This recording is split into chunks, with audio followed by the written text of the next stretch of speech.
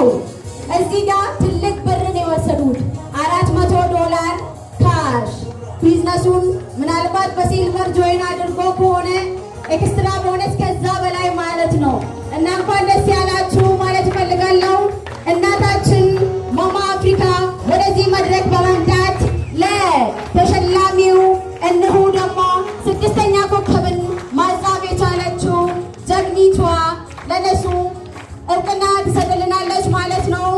ማማ አፍሪካ የዓለም አቀፍ የኢንተርናሽናል ሌክቸረር የካምፓኒያችን ቦርድ አድቫይዘር የሆነችው እንግዲህ ለብዙሃኖች ህልም ስኬት ምክንያት መሆን የቻለች ጠንካራ ብርቱ እንደሱ አይነት ብዙ ጠንካሮችን ማፍራት የቻለች ከፍ ያለች ለብዙሃን ከፍታ ደግሞ ምክንያት የሆነች ታላቋ ምርጧ እናታችን ማማ አፍሪካ ዶክተር ሸዋት ቦክቻር።